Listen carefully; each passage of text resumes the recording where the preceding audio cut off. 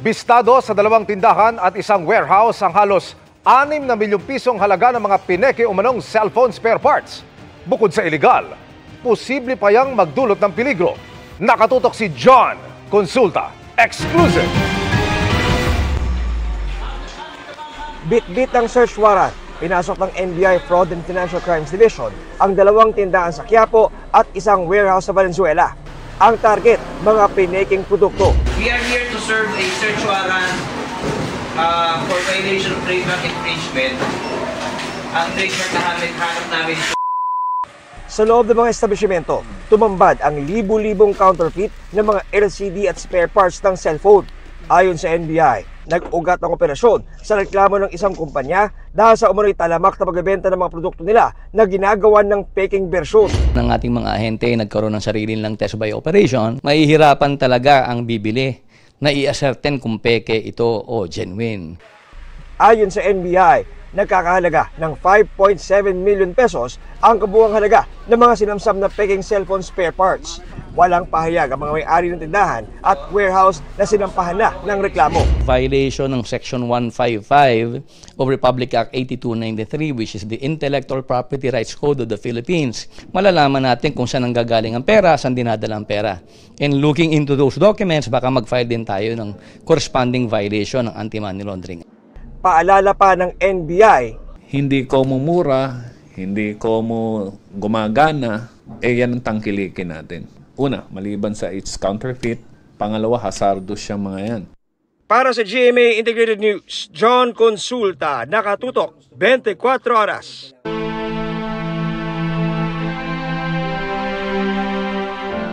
Bumuhos ang pakikiramay sa naulilang pamilya ni dating Senate President Juan Ponce Enrile na pumanaw sa edad na 101. Idinetalya na rin ng pamilya ang public viewing ng mga labi na magsisimula sa Linggo. Nakatutok si Salima Refran. Sa pagpanaw ni dating Senate President Juan Ponce Enrile, inilagay sa half-staff ang watawat sa Senado. Bumuhos ang mensahe ng pakikiramay at pugupugay mula sa mga senador.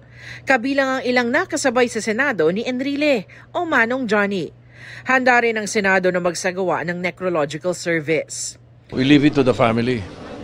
Kung ano ang gusto nila, pag gusto nila ng necrological services, usually we will offer.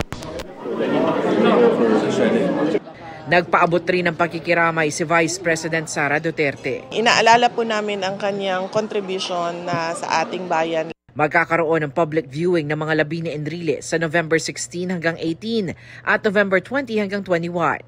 Sa mata ng publiko, iba-iba ang mukha ni Enrile sa mahigit 5 dekada niya sa gobyerno. Nariyan din ang madilim na kabanata sa kanyang karera kung kaya't nagpapaalalang ilang grupo sa naging papel ni Enrile sa paglalatag ng martial law ni dating Pangulong Marcos kung kailan libo-libo ang namatay at nawala. Pero para sa kanyang mga anak, simple lang si Enrile. Parati niyang sinistress po sa akin. Bata pa po ako. Is to remain humble, to treat people correctly. Because the people that you meet when you are rising may be the same people you will meet when you are going down. Sa kanila, isa siyang ama na ang hiling sa huli, makauwi sa kanilang tahanan at makasama ang buong pamilya. The family is okay kasi nabigyan naman po kami ng panahon para makapagsabi ng mga saloobin namin sa aming ama. At pati po siya, marami din po siyang mga binibilin. Bago pumanaw, nagsilbing Chief Presidential Legal Counsel sa Enrile ni Pangulong Bongbong Marcos. Kaya nagpugay ang mga nakasama niya sa gabinete. Nagpugay din ng Department of National Defense kay Enrile na pinakamatagal na nagsilbing kalihim ng kagawaran. Para sa GMA Integrated News, Salima Refran, nakatutok 24 oras. Nag-courtesy call sa palasyo ang international human rights lawyer na si Amal Clooney at asawa niyang si Hollywood actor-director George Clooney. Sinalubong sila ni Pangulong Bongbong Marcos kasama si First Lady Liza Araneta Marcos. Samantala, keynote speaker ang Pangulo sa 13th ASEAN Law Ministers Meeting sa Taguig. Dito nilagdaan ang ASEAN Extradition Treaty para sa mga transnational crime. Ang pulong ay isa sa mga paunang aktibidad bago ang pag-host ng Pilipinas sa ASEAN Summit 2026. Happy Friday, chikahan mga kapuso! Beauty with a Heart, si primetime queen Marian Rivera na naglaan ng oras at nagbigay ng donasyon para makatulong sa mga nasalanta ng bagyo, katuwang ang GMA Kapuso Foundation. Kasama na rin ang ilang kapwa na sa listahan ng Elegant Filipinas at ilang sparkle artists. Makichika kay Nelson Canlas. A little help goes a long way. Yan ang paniniwala ni Marian Rivera na hindi lang basta nag-donate ng bigas para sa mga kababayan natin na nasalanta ng mga nagdaang bagyo kamakailan. Bukod sa kanyang donasyon, naglaan din ng oras si Kapuso Primetime Queen para tumulong magbalot ng relief goods sa warehouse ng GMA Kapuso Foundation. Walang maliit na tulong basta sama-sama. Kaya sa mga hindi pa nakakapag-donate, sana po mag-donate po tayo para sa mga kababayan natin para makatulong tayo. Isa si Marian sa mga pinarangalan kamakailan bilang isa sa Ting Ting's list, The Elegant Filipinas 2025. Kasama niya rin sina Department of Justice Undersecretary Attorney Margarita Gutierrez at GMA Network Senior Vice President Attorney Annette Gozon Valdez. Nag-usap-usap sila na dalhin to the next level ang kanilang win. Yung kababayan organization, napili nila ang GMA Kapuso Foundation para i-donate yung kanilang mga collect po na donation para po sa mga victims po ng Typhoon Uwan at ng Tino na rin po. Nagpapasalamat ako sa kanila kasi actually nangyari naman yung event noon bago yung mga bagyo and naisip pa nila na GMA Foundation yung bigyan at i-trust ng mga donations sila. Kasama nila ang ilang miyembro ng Cloud7, sparkle artists Prince Carlos, Prince Clemente, Althea Ablan, at Ronnie Liang. I think this is the least na we can do na sobrang layo natin sa kanila. Yun lang yung magagawa nating paraan para makatulong. Nelson Canlas, updated sa Showbiz Happenings. Nahuli kam sa Pasig ang pananalisi sa isang kotseng iniwan lamang sandali ng may-ari para bumili.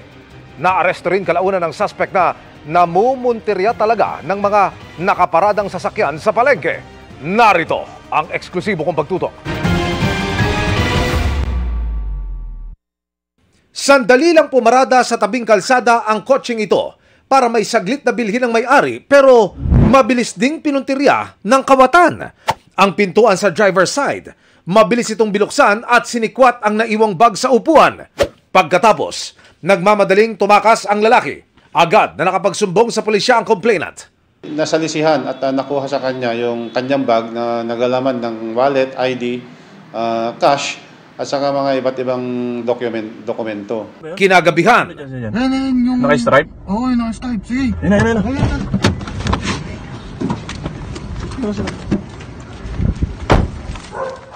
Naispatan ng suspect malapit pa rin sa Pasig Public Market.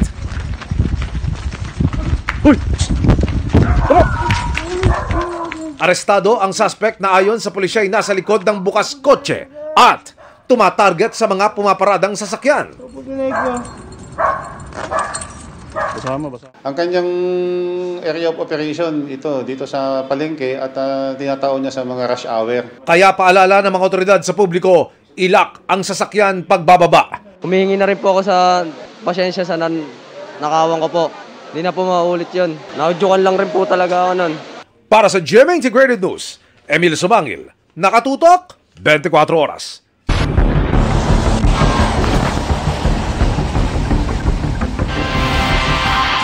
Ipapaayos at babaguhin ang disenyo ng halos 1.5 kilometrong coastal road sa Aurora na winasak ng daluyong ng Bagyong Uwan.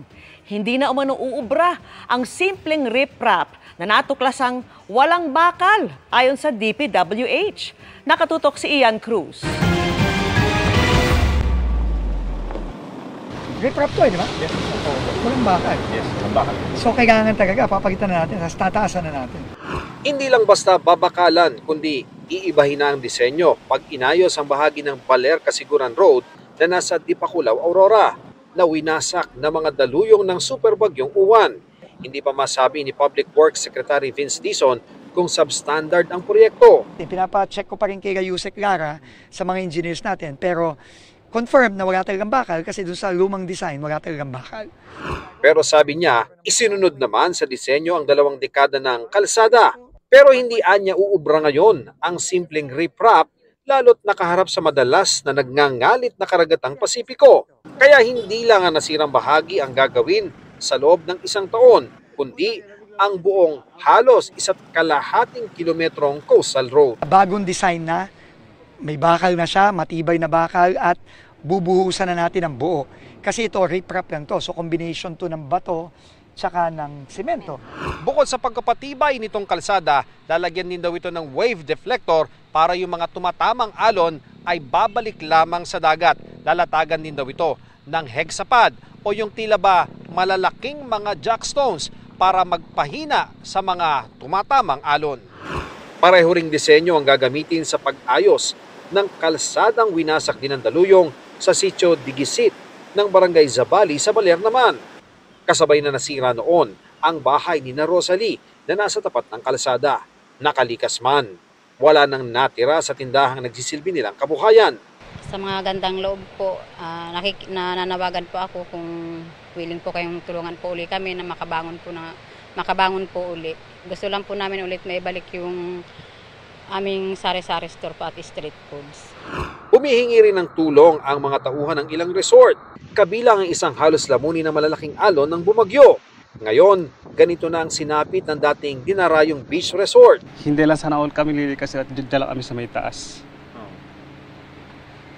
Sa yung parang kayong kalakasan na. Tapos may time na gusto namin umakyat sa may bundok. Kasi sir, yung yung maalon, kumukuan na dyan sa may kamagkabilang Dito na sa Aurora nalaman ni Secretary Dizon ang aligasyon ni dating Congressman Zal Dico na sangkot sa 100 billion pesos budget insertion si Pangulong Bongbong Marcos at dating Speaker Martin Romualdez. Duda siya lalot ang Pangulo umano ang nagsiwalat ng korupsyon sa flood control projects at nag-utos ng investigasyon. Kung involved ka, bakit ikaw mismo magpapasabog? Bakit mo gagawin lahat ng ito? Bakit mo ibubuo ang isang independent commission? Para sa GMA Integrated News, Ian Cruz, nakatutok 24 oras. Inireklamo sa Ombudsman si Senador Chis Escudero kaugnay ng mga maanomalya umanong proyekto noong gobernador pa siya ng Sorsogon. Reklamong graft, technical malversation, falsification at gross misconduct ang inihain ng isang abogado laban kay Escudero. 4 na po ang mga maanomalyang proyekto umano ng senador sa Sorsogon. Mahigit 300 milyong piso ang halaga ng mga ito batay sa COA audit report noong 2021. Kabilang sa mga irregularidad na sinita umano ng COA, ang mga pineke umanong notaryo at dokumento para sa mga kontrata. Parehong abogado rin ang nagreklamo kay Escudero sa Ethics Committee ng Senado kaugnay naman ng pagtanggap umano ng 30 million peso campaign contribution mula sa isang contractor. Mga kapuso, walang nakikitang sama ng panahon sa loob at labas ng Philippine Area of Responsibility pero maging handa pa rin sa posibleng pag-ulan ngayong weekend. Ayon sa Pag-asa, dahil yan sa patuloy na umiiral na 2 weather systems. Ang Intertropical Convergence Zone o ITCZ, nagpapaulan sa malaking bahagi ng Visayas, Mindanao at Southern Luzon. Unti-unting lumalakas ang Northeast Monsoon o amihan sa Northern Luzon na hindi lang lamig ang dala kundi pati ulan. Sa datos ng Metro Weather, umaga pa lamang bukas may heavy to torrential rains na sa Quezon Province. Maging handa po sa posibleng pagbaha o pagguho ng lupa. Halos buong araw rin ang ulan sa Palawan. Kalat-kalat na yan sa Luzon pagdating ng hapon. Sa Visayas, buong araw malakas ang ulan sa Western Visayas. Sa hapon, uulanin ng Cebu. Sa hapon din uulanin ng halos buong Mindanao. May heavy to intense rain sa Soxargen at Barm. Sa linggo ng umaga, uulanin ng Northern at Central Luzon. Sa hapon, kasama na ang Bicol at Mimaropa. Sa Visayas, may ulan sa Leyte at Samar, pati sa Panay, Negros Provinces at Cebu. Halos buong Mindanao naman ang uulanin sa linggo ng gabi. Dito naman sa Metro Manila, sa Sabado ng hapon may tsansang umulan. Posible ang localized thunderstorms kaya huwag kakalimutang magdala ng payo.